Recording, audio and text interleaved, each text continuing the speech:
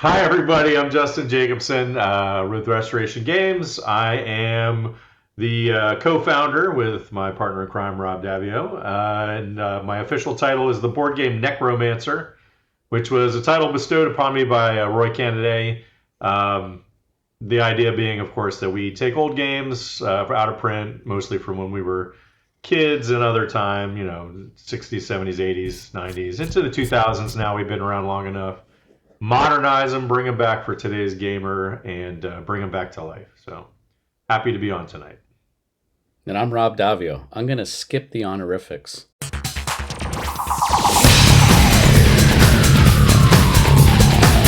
Hello, my name is Marty. I'm from Rolling Dice and Taking Names, as always, joined by... Hey, Tony. And we are excited to bring a game of Rankum with two of our good buddies from over the years, Justin and Rob. And you heard a very detailed introduction from Justin early on who these guys are, which means we don't have to go through it right now. So instead, we're going to jump right into our game of Rankum. So if you haven't heard Rankum, this is how it's going to work. We're going to give everybody's going to get a list of 3 items, such as strawberry, vanilla, or chocolate. They're going to rank those any way they want, and they're going to tell us why, and then we'll have some banter around that. And to kick us off, Tony, why don't you give us the first list? I'll be happy to give us the first list, and this takes me back to a very fond memory that I have of when we met Mr. Daviau, and he was in Charlotte at a game day celebration, and he comes up to us and says, "Hey, welcome," and his hands are covered in dough. He was making bread. So my rankum for you gentlemen is focaccia, sourdough, cornbread. Who goes first? Rob? First I'll of all, go first because it's yeah, you go question. first. I just want to say I have no memory of this thing. You don't remember that? I'm pretty sure I don't remember being at that convention. It wasn't a convention, it was a house. No, I remember. It was a Airbnb. local friend. It was an Airbnb friend con. Yes. Right, like a game day. I'm like, why was I at a convention? It's not out of character to I'm just going to make some bread here and on the show floor. But I was a little, okay, yes, I do remember now. All right. This one seems pretty straightforward to rank on taste. I thought I was going to be all clever and come up with like some clever way to rank them. But at least for this one, I'm just going to go with the obvious one and rank for my personal preference. Taste. Well, I'm not limited to 30 seconds again, am I? I just want to be clear about it. Okay, just making sure. So first for me is going to be cornbread. Love a good cornbread, especially if you can get some good honey butter on it, or if it's got something in it, some jalapeno or something is also good. I like a good cornbread. And specifically corn muffin, one of my favorites. Then I'm going to go with focaccia. I like focaccia as well. Again, you can also put stuff in it, herbs or, vegetables, things like that, like a nice roasted tomato on top or, roasted onions, things like that. So I like that as well, especially dipping in some good olive oil. Sounds good to me. And then last I'll go sourdough. No, it's not a slacker by any stretch. I like a good sourdough bread. It's just usually for me, it's a little bit more of a vehicle for the butter than it is, in its own right. So that's my ranking for those 3. So Justin, I'm going to ask you a question. We had this Sure. discussion on Rolling Dice and Taking Names about cornbread and how to make it. So, and then everybody can chime in on this, but one of the things, cream corn, yes or no to make it? All right, I'm about to turn some people off here, or maybe not. I don't know, but my all-time favorite is just Jiffy corn muffin mix out of the box. Add the egg, add the milk, and that's the way I like it. I have made with cream corn and some other of these recipes, and they're good. They're all good. I just don't think they add much for me. So Okay, very good, Mr. Daviau. Well, I got so many things I want to say. You talking I know, about like my favorite type of cornbread, or the fact that Justin's. I love how you ranked your bread taste by how much stuff you could put on the bread, right? And then you got down to sourdough. Like, nothing against it. I guess you can make a sandwich or something. And I'm like, I don't think this man likes bread. I think he likes toppings. well, that's fair. Also, I'm not going to get into a dissertation between creamed corn, northern bread, cornbread, southern cornbread, cheese, jalapenos, the difference between, big difference between northern cornbread and southern cornbread. Well, I am curious now. I don't think I've not had northern cornbread. Southern cornbread tends to be whiter, less sweet, usually put in a hot skillet, so it's like crispier. Like, You see the look we're giving you? yeah, Less no. sweet. How can anything be less sweet than Southern? Yeah, I got to get here's some the more. Northern It's cornbread used- it's Are you is sure it's not because you're drinking the sweet tea with the cornbread? No. traditionally, and then Northern cornbread tends to be thicker, cakier, Cakey. sweeter, like a big slab, like, 2 inches tall. Okay, so it's a denser cornbread because you're right. Ours has a more of a crumb to it. Yeah. Okay, everybody just needs to calm down because there's two types of cornbread here in the South, and I for sure like the more cakey, yellow, sweeter version of cornbread over anything That's just else. Northern invasion versus, yeah. I don't like that dry, Interesting. crumbly cornbread. Yeah. Well, it's not dry, but it crumbles better, so it can go into your chili. And I mean, I'm just saying. Yeah. You can put honey butter on it too, by the way. I don't know if I mentioned that. Yeah. Cinnamon honey butter. Oh, Yeah. You just like cake.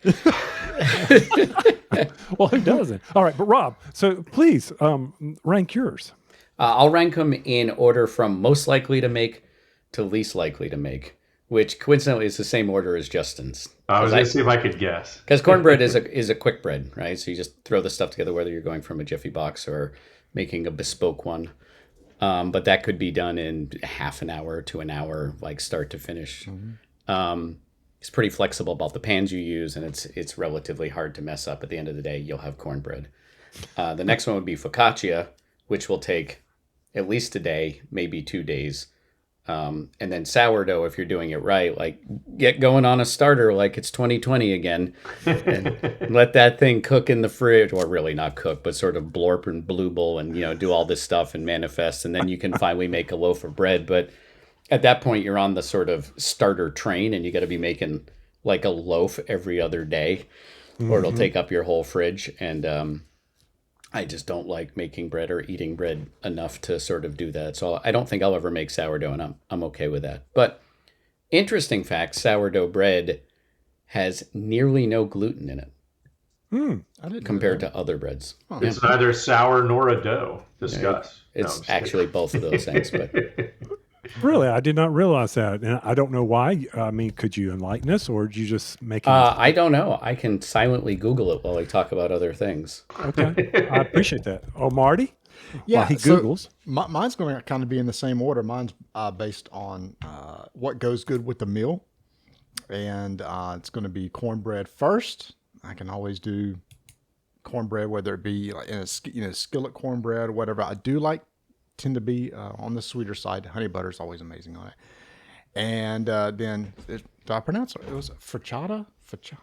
How you pronounce it? Focaccia? Yes, that too. The bread I was making when you met me. Then. Yes, which is absolutely amazing, fantastic stuff. Sourdough is fine, but it's got to be done in a certain way for me to want to eat it, because one time I tried sourdough pancakes, and that was the worst thing I've possibly. It was horrible. It was bad.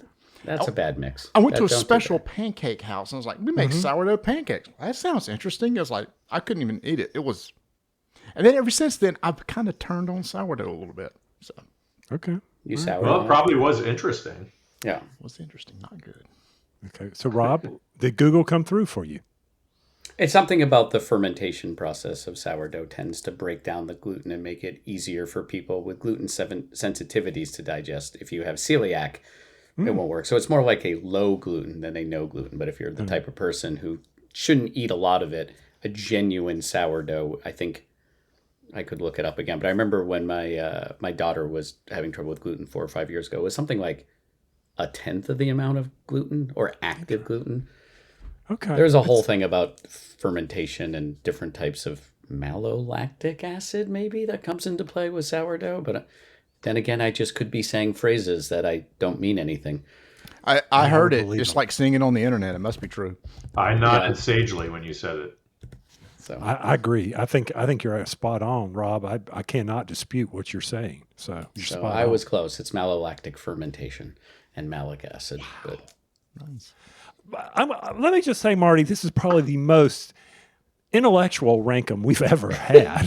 Well, the usually, show. when it comes to, if we ever talk about food and Rob is on, it's always a learning experience. I love it. So Absolutely. I'm glad you came up with the food one. What's yours? Well, mine is based on the level of success to enjoyment I've had with making bread. Okay. And focaccia, I made an amazing one with a pesto. It was unreal, and it was with I made it to go with a beef bourguignon that we were having, and everybody loved it. Cornbread, like you said, it's so easy to make and just throw it in there. I am struggling with my sourdough. I made a decent one today, but Rob, it was an 18-hour fermentation, and I just fed the stupid starter. I'm almost ready to starve the starter. If I do not have success with the very next one, the starter will die. Yeah. It's like getting a pet. It's like, what was the little toy? The Tamagotchi. The Tamagotchi, bread like, world, like a Neopets and all these things. Like, you just have to keep doing. I mean, make some cool bread. Like, if you own a bakery or you love making bread every day, this is fantastic, and it just keeps getting more and more interesting. Yeah, as and it exists. Right. And my wife wants me to use the discards, Marty, to make other things, and I'm like, I just don't want to invest that much time in doing the sourdough discard cinnamon rolls and things like that. They all sound great, but man, I don't know. So anyway, wait for retirement. Yeah, there you go. When you retire, then you got time to do all this sort of stuff. Well, I can keep that thing alive for 4 more years, and I'm good to go. It's an 80-year-old sourdough that somebody brought to me from work. So I was like, 80? dang. Yeah, there's some in France that are over 400 years old. Yeah, there's decades old stuff. Yeah. Yeah. Well, before I get to my question, so obviously you guys with Restoration Games and have had, amazing success over the past few years, especially with their last couple big games, Return to Dark Tower and Thunder Road Vendetta, which you're welcome. For those who don't know the story, Tony and I have been begging them for years, please do this game, please do this game. And by the success of this game, I think it's obviously went very well. Y'all are you did another run, right? Another print run with Kickstarter? Well, yeah, we did another print run. We also did a second Kickstarter where for the expansion, Carnival of Chaos, last year that fulfilled at the beginning of this year. Yep. We actually covered it on the show. No, end of last year. End of last year. It all blurs together. Yeah. So it's been super successful for us. And I know the couple of those games right there were like big Kickstarters, and it seems to me you got this one base game that y'all have been writing for years with a lot of success that typically doesn't go to Kickstarter. Most of them don't. They just go straight to retail, and that's unmatched. So get us up to date. I know you just released the Witcher version of the game. So how's that been going for you? And if you can share any future plans of what you got planned for that game, let us know. Sure. But yes, obviously it's been incredibly successful. We released the first 3 sets in 2019. And so it's still going strong. I'd have to count the sets over on my... it's got to be over 20 now. It's pretty, somewhere around there, I'd say. And we did just release the Witcher sets towards the end of last year. And I think they're just hitting retail earlier this year. And again, also been successful. It's very consistent for us. It's super great fan base. We have a really dedicated competitive scene. They're actually getting ready to do a big. They do a semi-annual tournament. I think they're switching up the format, but they're doing their big tournament is just getting ready to launch soon this spring, and that's always fun to watch too. It's been doing really well for us. We announced recently that the next set coming out will be Battle of Legends Volume 3, which is obviously the third in that line. It's going to be the last of the Battle of Legends sets, not the last unmatched set, still going strong, but I'm sure Rob would be happy to tell you a little bit more about Battle of Legends Volume 3. I will if be. He remembers who's in it. I'm counting sets. It's so funny. Like it's by the time the sets are ready to come out, we're like 3 sets ahead in development. So we're working on stuff now that's not coming out till 26 or even 27. Well, I do know it's 23 sets, including Battle of Legends Volume 3 is where we are. I know one of the people in number 3 is a local hero here in North Carolina. Who is that? Blackbeard. Blackbeard. Mr. T. Oh yeah, right, sure, yeah, Oh, he's a local legend down there. Yeah. Yeah, he was Battle caught off the Legends. coast of North Carolina and lived in North That's right. Carolina for a while. When he stopped being a pirate, he lived in North Carolina for a bit. Then he moved on, like property And then he went back to taxes, being a or- pirate. Oh, okay, yeah, property taxes. Yeah,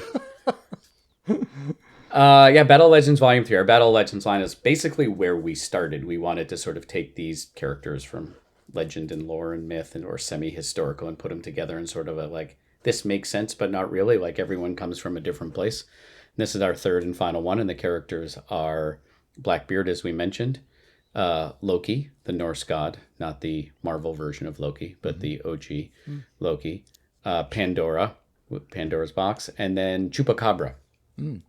So Okay. Talk to me a little bit about this Pandora thing. So while you're playing, you just go around and look, hey, the box is open, the box is closed, the box is open, the box is closed. kind of, yeah, actually, Okay. That's yeah. fair. So I'm a little bit like trying to. I don't know what we've said publicly. we what haven't said it. I was like, interesting. Let's see. I'm usually the big blabbermouth, but I Oh, no. vetted everything. I told Suzanne, our Oh. brilliant marketing manager, that we were going on tonight. Like, what can I talk about or not talk about? We haven't started reveals yet for Battle Legends Volume 3, so that will start later this month. Okay. We'll start seeing stuff. But yeah, she basically, there's a little bit of chance there, right? You're opening the box, and there's a little bit of risk there. Justin, I don't wanna go what too is far. what is It is reveal? the What is third- reveal later in the month? I didn't say anything. It's no surprise that Pandora, Has a box. has something, I mean- a mechanic that deals with the box. Yeah. Yeah. Yeah. So it also is interesting because we've had one figure from Greek mythology in each of the Battle of Legends sets. So Medusa, then Achilles, and now Pandora. So I just thought that was kind of What cool. can I say? I have a degree in classical history. There you go. There you go. Okay. So I hope that, I know we haven't seen anything yet, but I hope that one of the Blackbeard cards is one of him with candles in his beard because he wore candles. No spoilers, but Yeah, I mean, I will say that it, Oop. Dang it, you we know, and lost so him. therefore that was the thing that I. Tony, you look confused. I will say a couple things. One, the art is great. We have a different artist for each of the different heroes, which is something we moved to. It just makes it a lot easier for production, but it also is cool because we get more different artists in the line, which with a set like a line like Unmatched makes a lot of sense. But we also put a lot of effort into a lot of the historical stuff. So anything that's historically accurate, you should expect to see represented generally for those types of things. I remember there was, he's got some guns. I don't think I'm spoiled. That's much of a spoiler, but I think they were like the wrong direction, and we like changed the direction or something because he was left-handed or right-handed. I can't even remember, but it was that attention to detail. So yeah, I think you're safe there. Yeah, from start to finish, we're all nerds. So anytime we can put little authentic nerdy Easter eggs into our games, we do. That's cool. We have my favorite meeting all week is we have one meeting on Thursday every week where the whole team is welcome, and basically it's show and tell. We get to see all the cool art stuff that's been done over the course of the week, and that's a lot of the fun for everybody. But then also you'll get people like, oh, by the way, I think that pistol is facing the wrong way. Okay, good. All right. There's always somebody on the team will pick something out. And the last follow-up, something really near and dear to my heart is, how is Unmatched Adventures Teenage Mutant Ninja Turtles coming along? It's coming along well. It's in production as we speak. This was our first, obviously Witcher was our first truly licensed product. This one was our first with dealing with a major company, Paramount, Viacom. And it's a much bigger project than just a couple of standard sets. It's a lot of stuff in there. So the approvals take a long time, and it's a big production, but it's coming. It looks amazing. The decks are super fun. Just lots of cool stuff. And anyway, so we're going to be fulfilling that later this year to people who back the Kickstarter, somewhere around August. And then I think the retail release is slated for September. Of course, everything I say about releases and whatnot kind of has an asterisk while we're dealing with, the current environment, let's say, for production and freight and fulfillment and whatnot. Yeah. But right now we're still on track. All right, I'm going to kick out my first rank 'em. So all of us are somewhat sports fans here. I'm going to pause for a minute. We are recording on the night of the NCAA College Tournament Championship, and we scheduled it early so that Justin could go watch his alma mater Duke play. But unfortunately, and I was pulling for you. Duke lost in the semifinals. And look, ACC has had a horrible year, and we needed some sort of redemption. So I was pulling hard for Duke. So, and what a way to lose! You got robbed. That was an absolute gut punch, that game. We don't need to say any more about it. No, It was the hardest game for me as a fan. I'm a fan of multiple sports, in South Florida. Rooted for a bunch of different teams down here, but I went to Duke, and so I've been a huge Duke fan my dad went to Duke, so I've been a Duke fan my entire life. And that game that night was easily like the worst, most gut punch of a loss that I've had. The way they lost was brutal. Yeah. All right. Yeah. Sorry. Rob's, Red Sox. Well, two things. Red Sox fan here, so I've had a few of those. 2003 versus the Yankees was the worst. And second of all the colleges I applied to, Duke was the only one that rejected me. So you get no tears from me. And Justin got in. Well, Law a couple school. things. Law One, that school. was law school. I'm not sure how much that counts. But also, my younger daughter, is just is a senior this year, and she just got rejected by Duke like the week before. So it was a little bit like, maybe bad karma for them. Maybe they should have let her in. I'm just saying.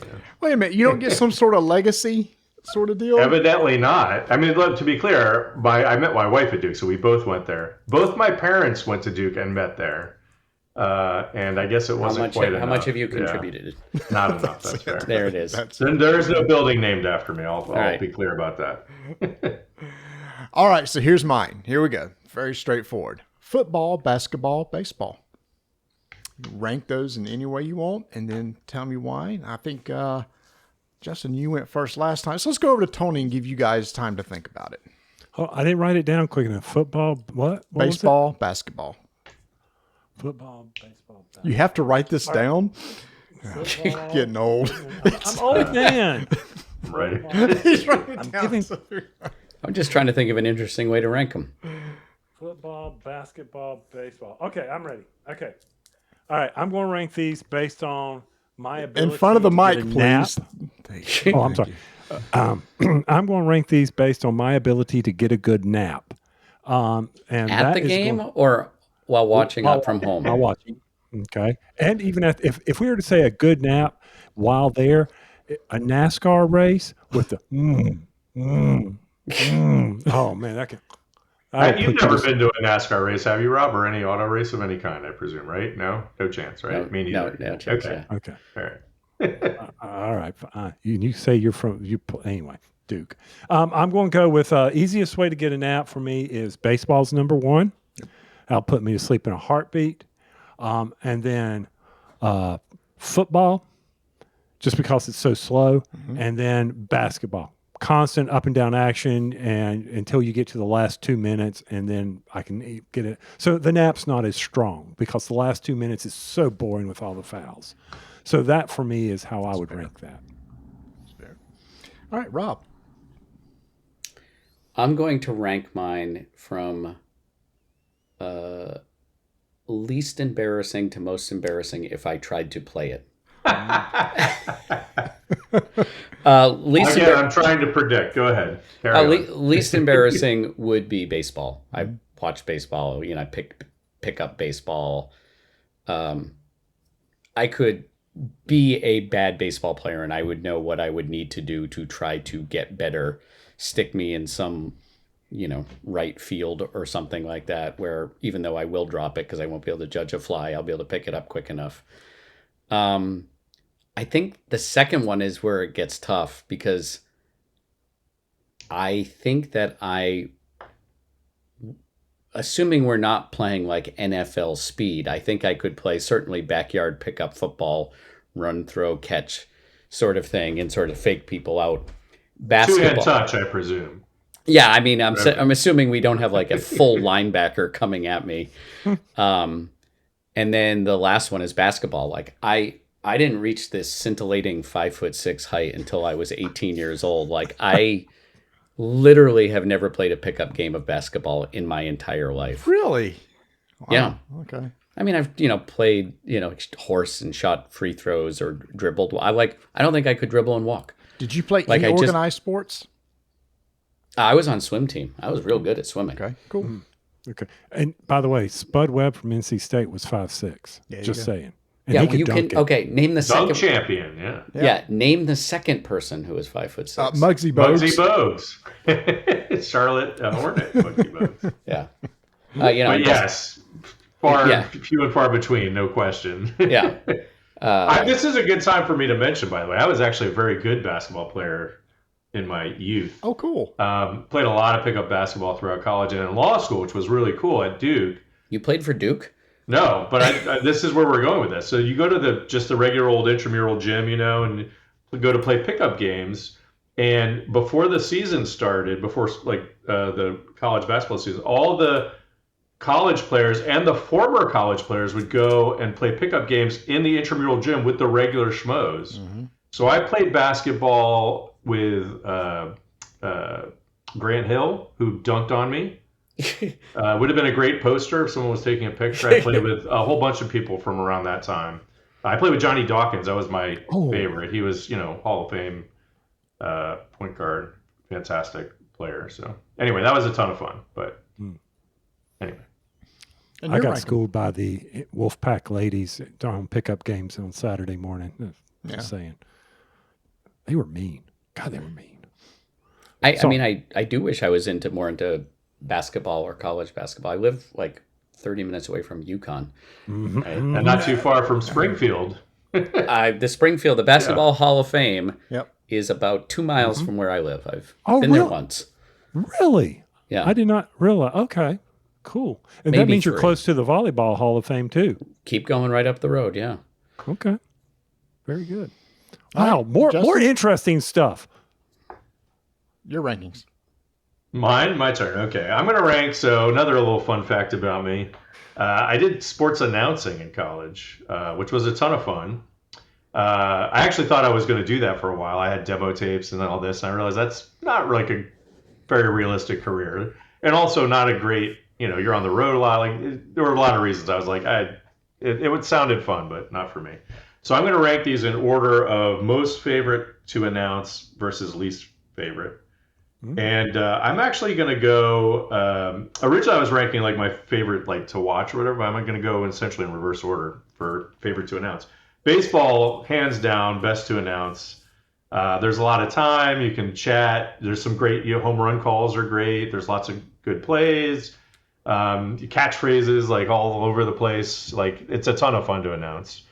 I used to do some pretty good impersonations from some baseball announcers. I'm definitely not doing that now. But Harry Carey. my second favorite, what's that? Harry Carey. No, my favorite one was because I went to school in New Jersey. Was Bob Murphy used to do for the Mets. Okay. Bob Murphy here, Cyber, that guy. I used to do a really good Bob Murphy impersonation. Anyway, basketball is my second favorite because it's nonstop action. It's a lot of fun. And then football, sort of my least favorite. Still kind of fun, but it's also a lot of technical stuff when you're announcing. Specifically, I'm talking about radio. It's a lot of very technical painting the picture. Of they're in this formation and this person's out wide and this person, it's a lot of lined up in the I formation, in motion. Yeah. 3rd and 8, So here's the snap. It's not quite as much fun to announce as the other sports. So that's my ranking. So my ranking is going to be in least, the one I want to attend least, the one I enjoy attending the most. The one I enjoy attending least is actually football. And it's because unless you got a really good seat, half the game you're not going to see what's going on. If you're towards the end zone or whatever, and the play's on the other side of the field, you better hope there's a decent scoreboard showing you what's going on because you're looking from behind them and you can't see a thing. So you miss a lot of the game. So unless you got 50-yard seats back up high enough to see both sides, it's just harder to follow. Second is basketball. At least it's a little bit more consolidated. I was used to sit in the student section in college all the time. At least I could kind of see the other end of the court and what was going on there. So that was just a better experience, and it's just constantly moving. So there's always something going on, so it's easy to follow. The most fun for me to actually attend is baseball. Yes, it's slower and all this stuff, but it's an experience with the family because we go. Baseball stadiums have the best food. They got all these special,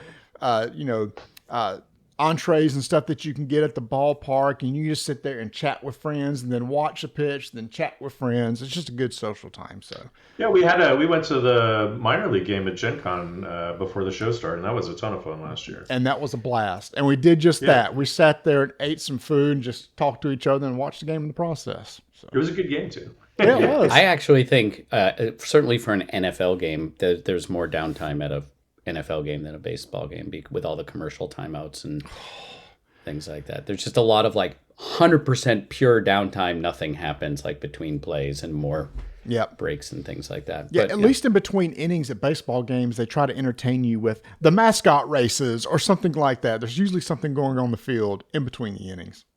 yeah. Yeah, you didn't put hockey on there. I would be the best at hockey out of those Really? four. At playing hockey? I grew up in Maine. There was for a winter there was an ice rink in my backyard. I'm actually a big hockey fan. So I mean, the Panthers have been doing well. I was, but yeah, I like hockey. Yep. Kane So fan. Rob, so Rob, how about that class act of, I'll screw up his name, of Ovechkin, Alex Ovechkin, yeah. Ovechkin, is it, and not going into an empty goal to break Gretzky's record, but he did it the following night. But He anyway, did with the exact same number of games as Gretzky did, I heard.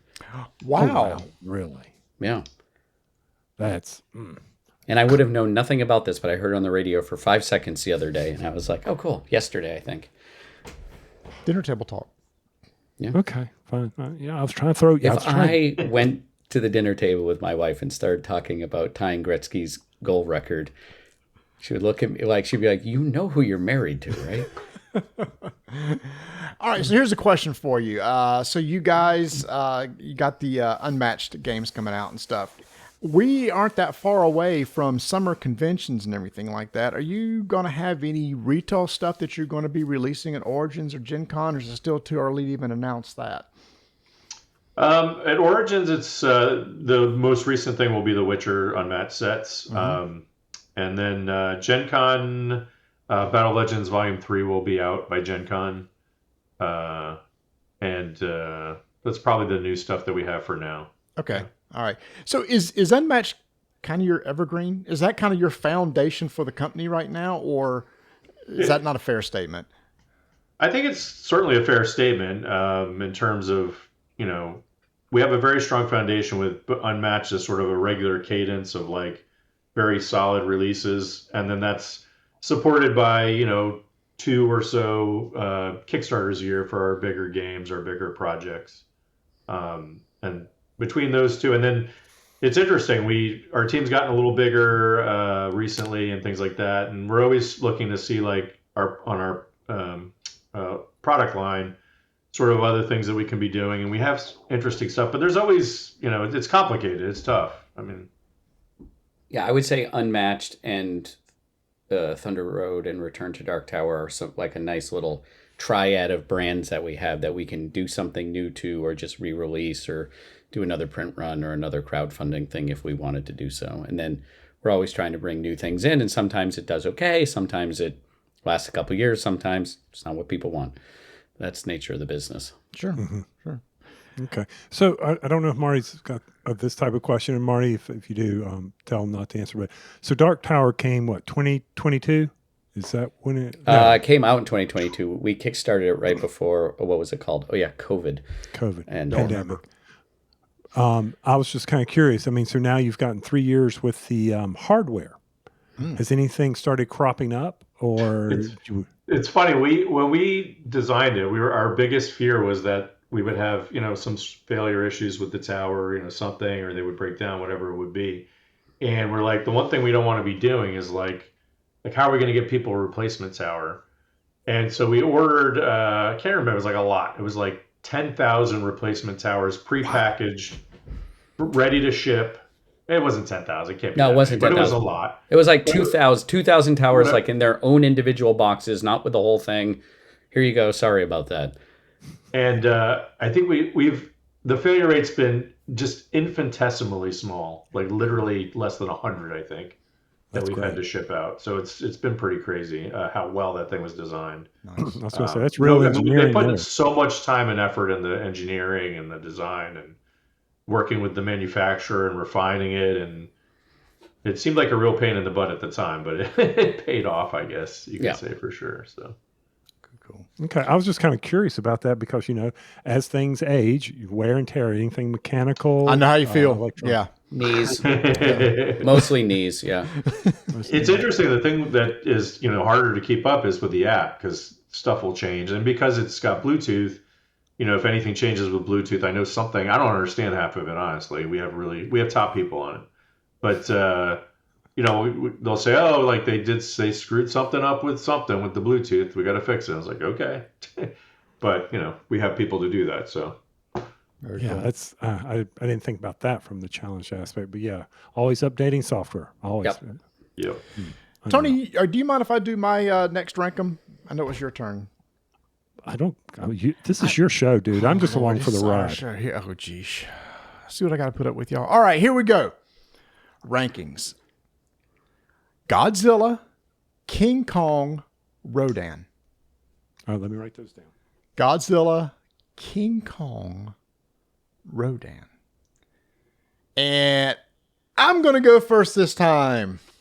I'm just going to go from my favorite to least favorite. Favorite by far, and it's always been since the 70s, Godzilla. Godzilla is my man. I love that monster. I love the movies. I saw Godzilla -1 4 times in the theater, 3 colored, 1 black and white. I own the Blu-ray. I love everything about him. He's a cool monster. All right, enough on him. Next is Rodan. Love flying pterodactyls, basically what it is. Really cool monster, also from those classic Japanese monster movies. And last, yes, the old U.S.-based King Kong. I was never really a big King Kong fan. It's a giant ape. I just never saw the big appeal of the big giant ape. But that's me. Okay. Okay. Okay. You be you. Okay. I wouldn't rank them that way. I'm just saying. All right, well, but, tell me, okay, how would that's you rank fine. them? How would you rank them then? Well, I'm going to rank them based on the fact that opposable thumbs. So, King Kong, number 1. I mean, my gosh, man, how can he not be number 1? Well, the man, the King Kong, first off, he lives off electricity, which I never understood, but that's beside the point. But King Kong has opposable thumbs. He can open up cans. He can open up bananas. He can do all these fun things. Then we'll go to Godzilla, who he's close to having opposable thumbs because bitty arms, and it's hard for him to do anything and hold a can. He can't, slug one down with his fellow monsters. And for Rodan, it's just a flying pterodactyl. He may poop on you. What else is he going to do to you? It's not like he's going to do anything else to you. Come on. It's just a freaking flying dinosaur. Well, there you bird go. thing. Opposable thumbs is how Tony ranks them. Mm-hmm. All right, Justin, what about you? Well, I was going to do opposable thumbs, but I guess I'll come up with something else. So I'm going to go with specific favorite movies of them, excluding MonsterVerse. Just leaving the MonsterVerse out. Okay. The legendary movies. No particular reason. So I'm going to go with, first is going to be Godzilla. I agree, Godzilla minus... no, I can't remember 1, right? I always forget if it's -1 or -0. -1. Yes, -0. -0 wouldn't make any sense. -0 That doesn't do anything. -0 is 0. That's right. That movie was amazing, fantastic. I really, really enjoyed it. And so, yes, that was definitely a good one. And then I'm going to go with King Kong. I actually really liked the remake with Jack Black and all those folks. I thought it was actually really good. But the original is such a classic also. It's like, I'm a little bit of a film buff. I'm not like a complete, weirdo or anything. But the first one is such a classic movie and is so important to sort of the history of cinema that I think it's both of those. But I would say the more recent one, the more modern one, the Peter Jackson one. I actually really enjoyed it. And then the last one's gonna be Rodan. Perfectly fun movie, nice campy movie, the traditional movie. I'm sure he's been in other. I know he's been in other movies, but I'm not even sure if I've seen any other than the original Rodan movie, which is again, it's perfectly fine, but it's not up there with those other two. So, All right, Rob. I'm gonna go with least likely to most likely to terrify me as a child in the 70s. Okay. So least likely would be Rodan because I had never heard of him and I had no idea what it was. So like that, and I probably would have thought dinosaurs were cool. you probably would have just the sculptor. You mean? Rodin? Yeah, You're pronouncing it wrong. I know. That's how much I know of that character. Then it would have been Godzilla. And the most terrifying would have been King Kong because I got that, a giant, ape.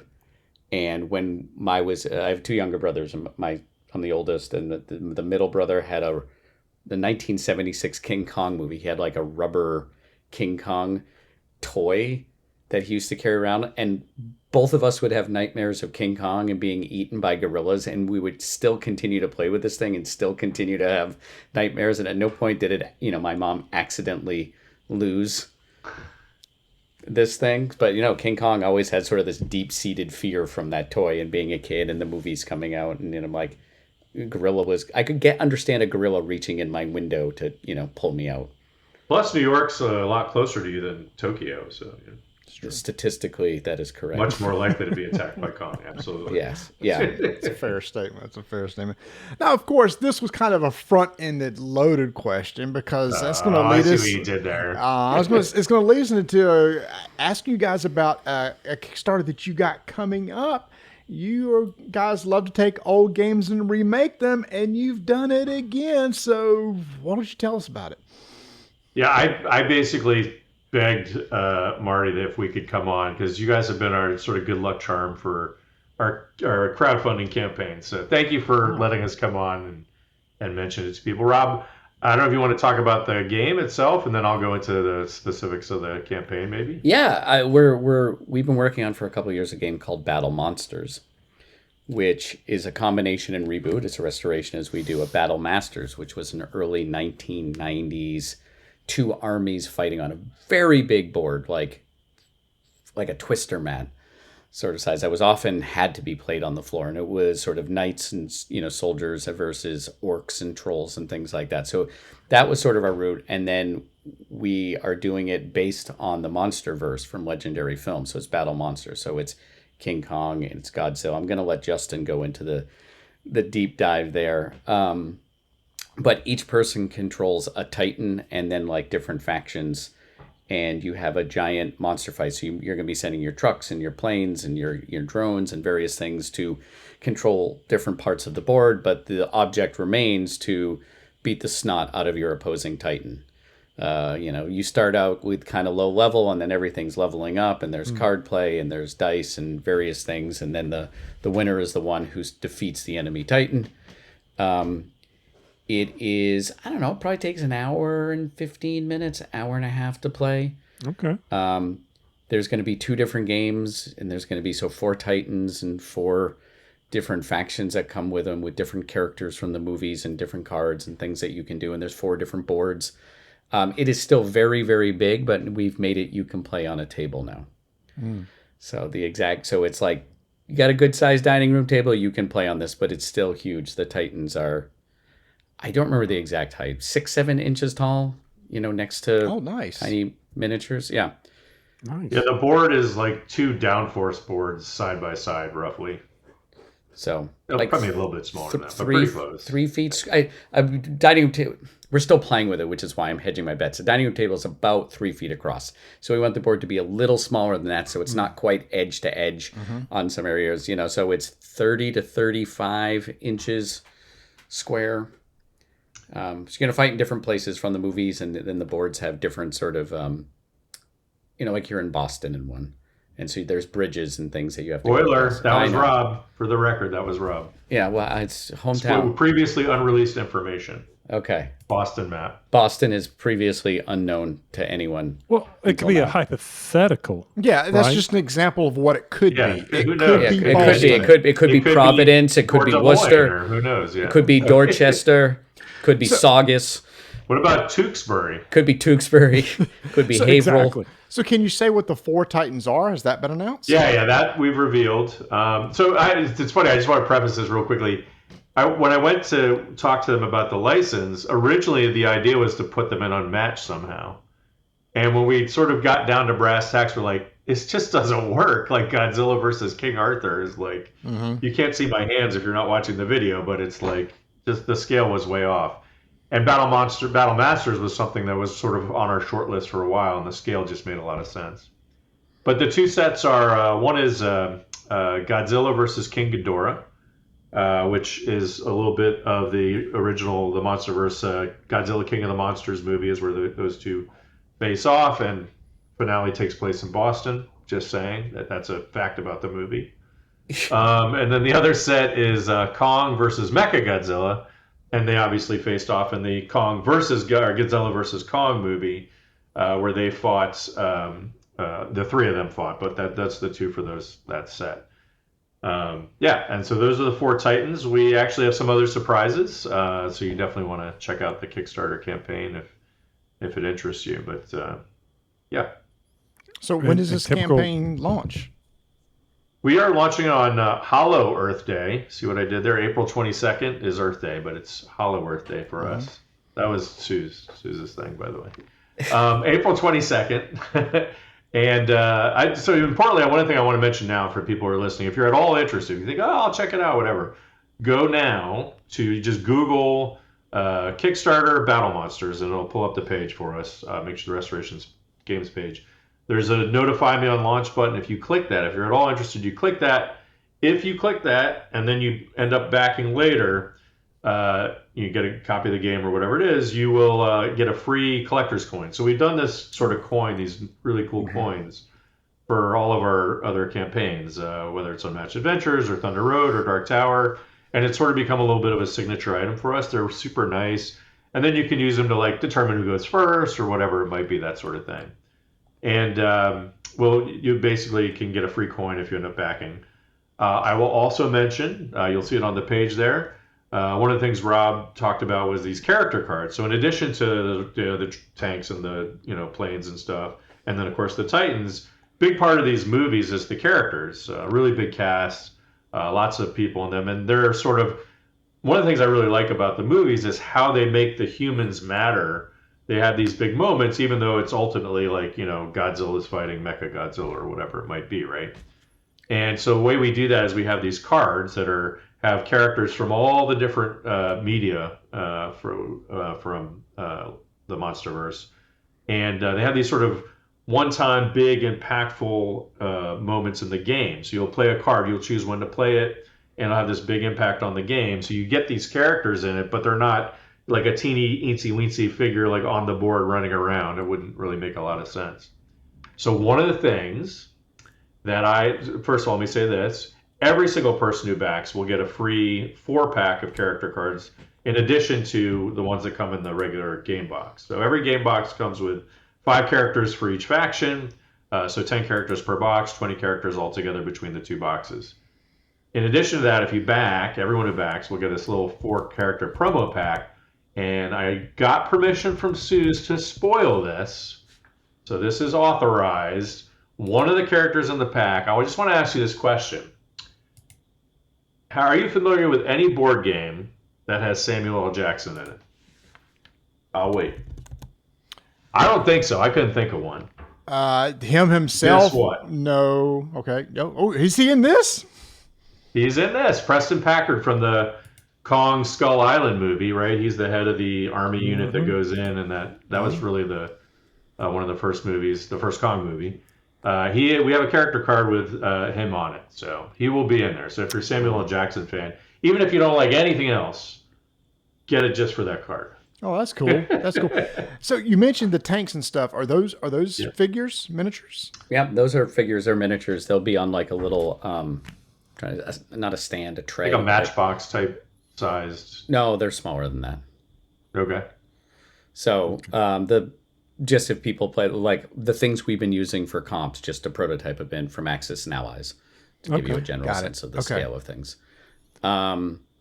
Yeah, so you'll have a squad of like 2 or 3 on a base, and they move together, and they'll have like a little health peg when they're dead. That was one of the challenges from a design point of view. Is if it's just monsters fighting each other, why do you need tanks and airplanes and Samuel L. Jackson and Billy Bobby Brown, in there? And so we did a lot of versions over a couple of years where it's like the units don't mean as much. Oh, they mean too much. Like, and then how come the Titans just don't go and step on everyone, and then you don't have to worry about them anymore? And how do the characters matter but not matter too much? And I'm real happy with where we ended up. Like, it's taken a long time to get there, but everything is important. Like, your units are important, the characters are important, the Titans are important. Like, being in certain places in the board is important, and it plays pretty briskly because at the end of the day, it's monsters punching each other. So we wanted to make sure.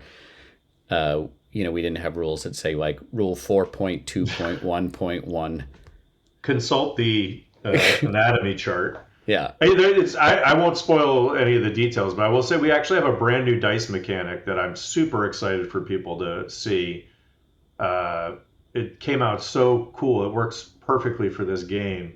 And it's funny, I was asking Jamie from Secret Cabal, who plays a ton of these miniatures games, like if he had ever seen another game that had a mechanic like this, because I was like, it's one of those ones where it's like, man, it's hard to believe no one came up with this before. And he couldn't think of one, so it's possible someone will let us know if there's something out there. But there has to be someone out there. Yeah, that's what I'm saying. But yeah, I don't see it often. But I was like, I remember it was in the meeting where like it was Noah on the team. He's like, what if we just do this?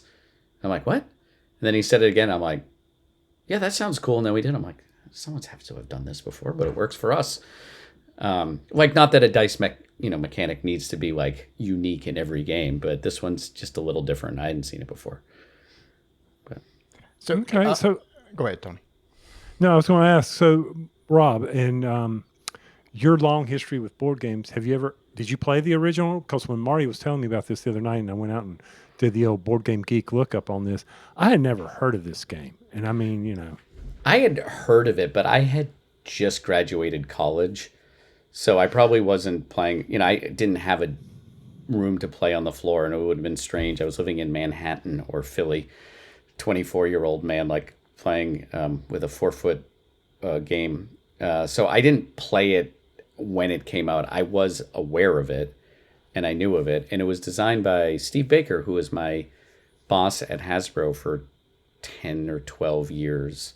Wow. He also did Hero Quest and a number of other things, and now he works with us at Restoration. And so are you his boss? What's that? Are you nominally in the sense that everyone on the team is our boss. On paper, but I'm not going to tell Steve what to do. I was going to say, oh, that's kind of cool. It's interesting. The original game was I talked to Steven about it a little bit, and it was originally like they wanted to. It was sort of like my first Warhammer, and it's funny. They're fairly generic, but they're actually Warhammer, characters or types. Like it's the Chaos and the Order armies, right? Or the 2 armies. And he was trying to get it a little bit more to it, but the marketing people and the business people like, oh, you can't do this, and the board couldn't. There was this sort of Floor Wars series that they had just done. Torpedo Run was in there. I don't know if you remember that one. Yeah, exactly. Yeah. They told him the box couldn't be that big, so that's how he sort of ended up at this Twister mat. It's over 4 foot squares. It's not quite square, but it's huge. But yeah, so like all we do with all our games, like it was really cool for kids back then. Like that's what it was sort of positioned for. But and if you for pure nostalgia, you can certainly play that. But we obviously especially when we had the MonsterVerse license, we knew we were going to make these huge miniatures. It's not a cheap game. There's a lot of plastic in there and a lot of gameplay. So we wanted to make sure that play experience matched that, and that you could get a real interesting and exciting play experience out of it. So. But no, Tony, I didn't play it until we started working on this game. Okay. I was just for curious. the record, yeah. Okay, I was just kind of curious. So you haven't released it. Go ahead. Yeah, what we like to do when we, announce we're doing it, or behind the scenes at a convention, we, people like you would run into hey, we're thinking of doing this game. did you play it? And if they say, like, yeah, I loved it. Like, what do you remember? And we're always looking for those things that people remember. And they say, oh, it was huge. Though this was like, it was really big. It had this, And then in Battle Masters, it had was it a troll? Giant? Ogre, I think. An ogre. It was an ogre on one side and cannon. a cannon on the other that had sort of a special mechanism for how it worked, which was just a little different from the regular troops. And so we took that idea and said, well, what if it's Godzilla? It's going to be very different now. So you have announced what the MSRP is going to be in the Kickstarter for each of the boxes, right?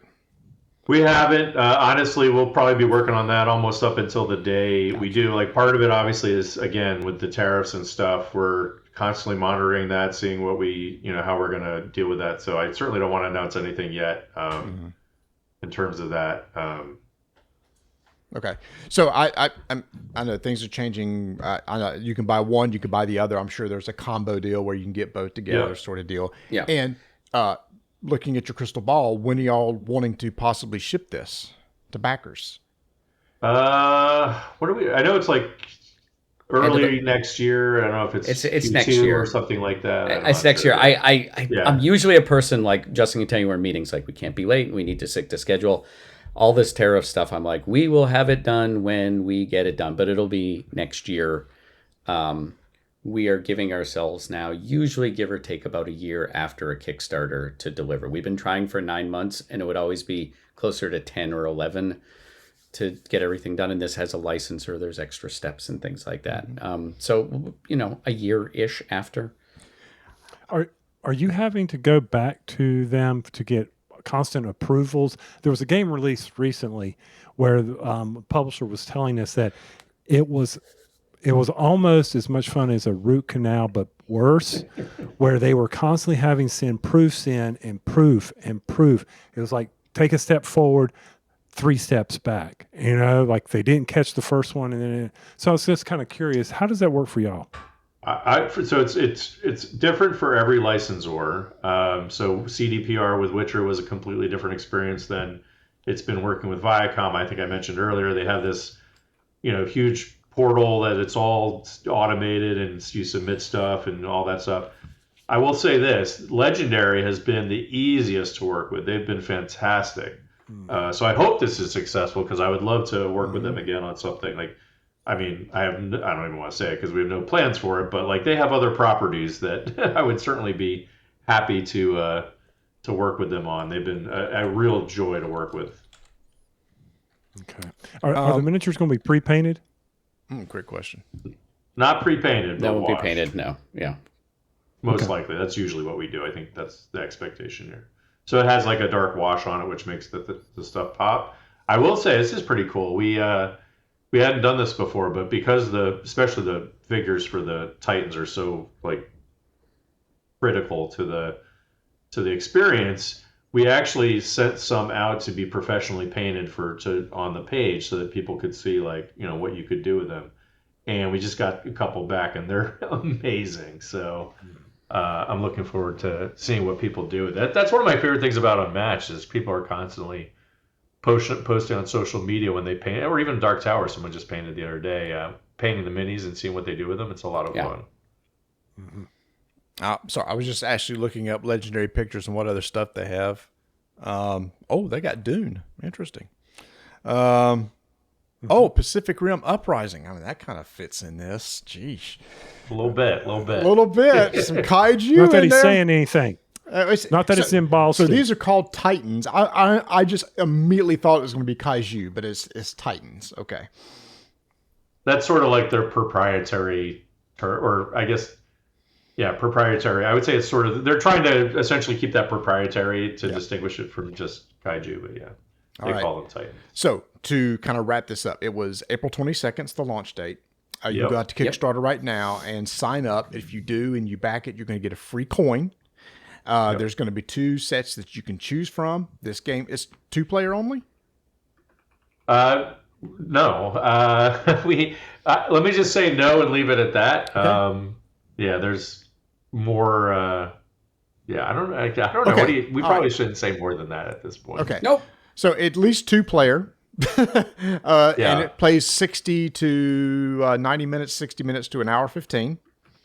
Roughly around Yeah, there. 60, around 90, there. let's say. Yeah. I assume I if mean, you it's one of those things like the first time you play is going to be longer, but if both people know what they're doing, 60 is Well, and pretty- because of the complexity of this, we have to play on Tabletop Simulator, and we always talk about how some games have a TTS tax, like manipulating things and picking up. Whenever we have a physical one at the table, it goes like 20 minutes faster than playing. And also, as we play as designers, we can go like, like we get. So you lose track of between all those factors. But 60 to 90 minutes sounds real good. TTS tax. I like that. I got to remember that. Yeah. I know exactly what you mean.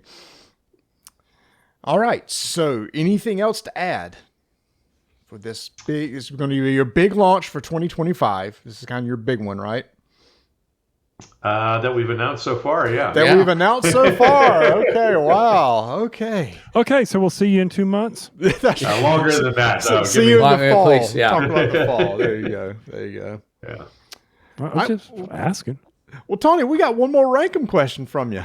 Do we really need to do this? Fine, because I've got 3 here, and I've been jotting them down. You thought I was writing down your stuff. No, I was actually jotting down my other Rankums. Okay, Which one's it's you gonna be pick? hard for me to top.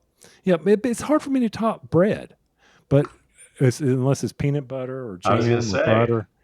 Tell us, Justin, what can you top bread with? Oh, yeah. I'm going to come off like Forrest Gump here. Okay. So here it goes, and not that and I could not look at all 23 copies of Unmatched in the given allotted time, but rank the following: Genghis Khan, Hannibal, Eric the Red. And we'll start with Marty. Do you need to write any of these down, or are you good? No, I got it. Yeah. So I'll rank these in people I would most like to meet. Eric the Red, number 1, Viking, very cool. And I don't know, into Vikings. Vikings were cool. Second, come on, riding elephants. That'd Through be the Alps. that'd be cool to see. Okay, who'd you say? You said Hannibal, right? That's Hannibal, yeah. Hannibal. Hannibal, okay. Hannibal rode the Alps through the Pyrenees and the Alps. Yes. Yes. All right. So, y'all give me a funny look like I don't know what you're talking about. All right. So, Hannibal. And then I don't know that I want to meet Genghis Khan. That was not a very nice fellow. So I'm not sure I would be around after I met him. Just saying. He was super dangerous. misunderstood. He was misunderstood. They built a wall. They built a wall, and they challenged him. I'm just saying. Okay. That's fair. That's fair. All right. Justin, what you got?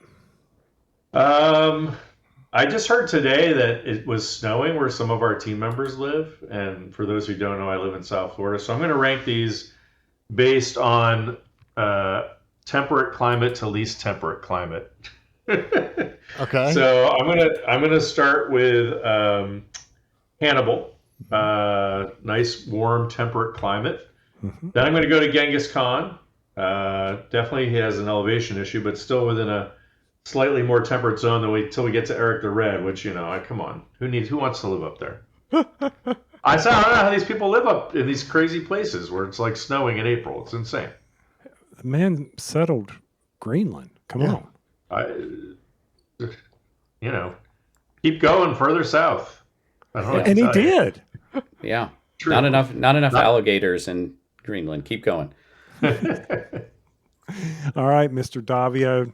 See if you can top that fine. Rank them based on longitude, Temperate. latitude, temperate Latitude. times. Least valuable to most valuable Scrabble names: Eric, Hannibal, Genghis Khan. Wow. That's clever. I'm not well, 7 I like letters. that. 1, 2, 3, 4, 5. 6, He's 7, counting 8, up the 9, 10, letters. 11. Genghis Khan. Okay. Well, Khan's on the board. I'm sure Khan's already. Genghis Khan, 2 G's and a K. I didn't do the math, but Hannibal, that's all 1-letter things, true. and then Eric's 4 letters. Bunch of vowels. The K's worth 5. That's good. Something good. Okay, that's an fair. 8-point name right there. That's fair. I'll give you that.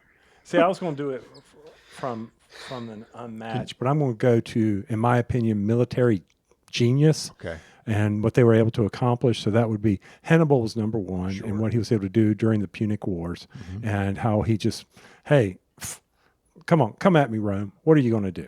Right? He absolutely should have had that war, and then he duked it at the last minute. So Nice full circle. Yeah. Well done.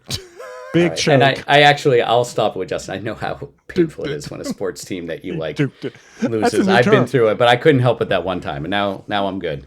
Hey, Marty, we just got viral here, big boy. We're gonna put that out on the. Whatever you do, do not go on the interwebs to like Restoration Games social media accounts and say he duked it. No, sorry. That Kickstarter got. Please don't make me go viral. I have other things I want to do with my life. All right, and then Genghis Khan overcoming the altitude, overcoming the terrain, overcoming all that to basically conquer, that other continent over there. And then, come on, like I said, Greenland. What was he fighting? Penguins?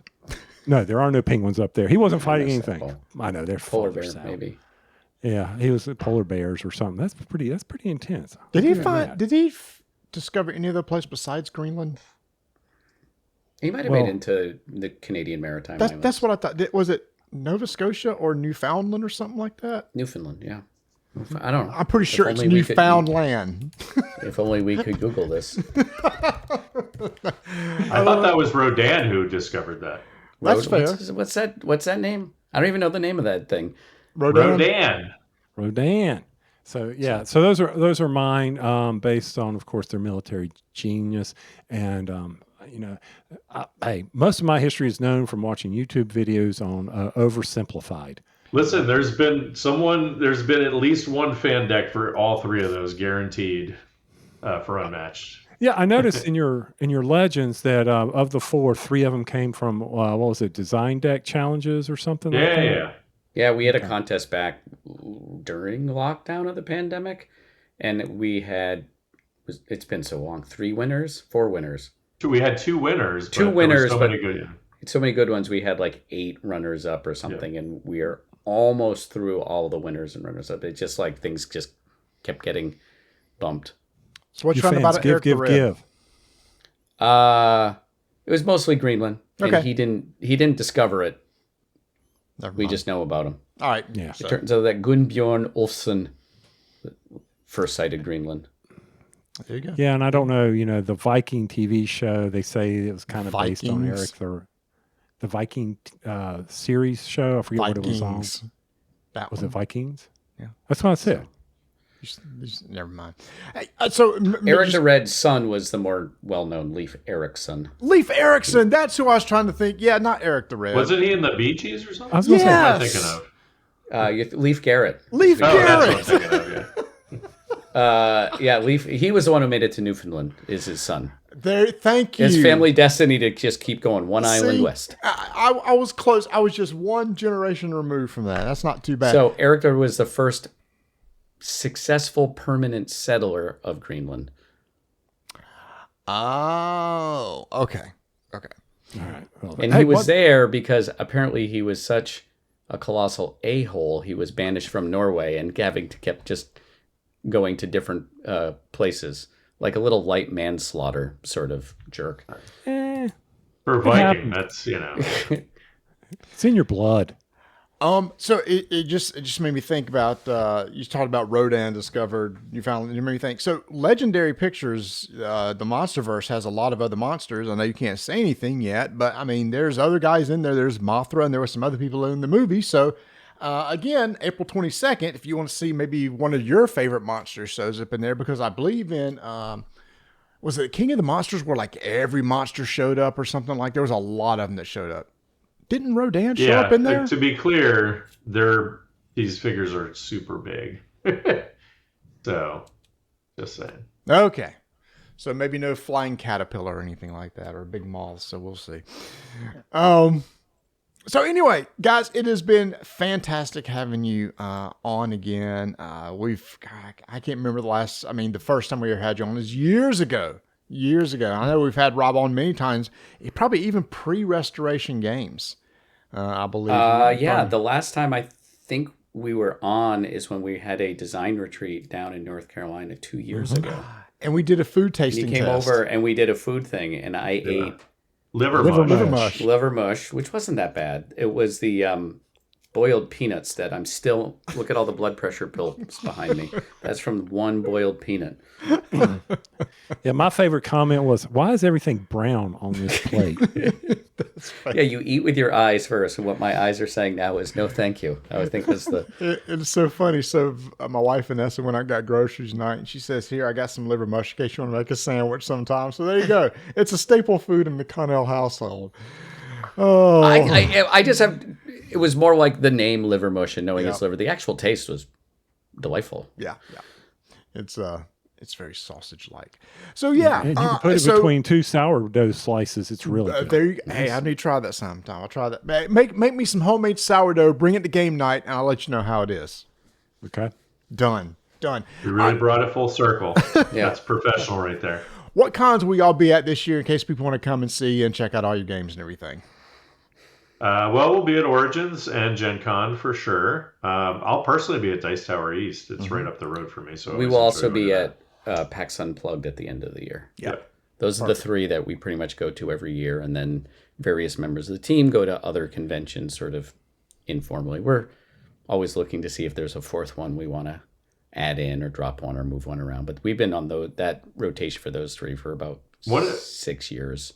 Yeah, one of these years. So as I mentioned, my youngest daughter is going off to college. So I will officially be an empty nester come August. And we talked a couple of times, but either Southern Fried Gaming Expo or Tantrum Con, I'm definitely going to try and make one of these years. So Yeah, I know this year Southern Fried is same time as Origin. I know, yeah. And it's because the All-Star Game's in Atlanta. So they had to move it to avoid, because their hotel's right beside the Brave Stadium, and that's where everybody stays. So Yeah. I'll even offer up a bedroom at Marty's or mine if you come to Tantrum Con because it's in Charlotte. well, or just stay at the hotel. It's a lot easier. I mean, Or that, yeah. yeah. Oh, I'll drive Well, you. what if I want liver mush, Tony? I can I'll take care of you. Hey, no, you no, can get that at the hotel. no. There's a restaurant that we go to every year that's right across the street from Charlotte Hornets Arena that has liver mush. So I got you set. It's a ready. soul food place with some of the best fried chicken you'll ever have. Oh, okay. All right. I like that. Yeah. Every time I take somebody there, they're just super impressed with what they have there. All right, so you're going to be at Origins and Gen Con. By chance, will Battle Monsters, we have demos of that game at those conventions? Yeah, we should have demos at both Origins and Gen Con for sure. Yep. Excellent. And finally, if people want to follow you on social media, where can they find you so they can keep a track of the Kickstarter and other news? Sure. I want to mention also, we've been working on our website, and if you haven't been in a while, we revamped it, and they're working on it constantly. It's really coming along nicely. That's restorationgames.com, obviously.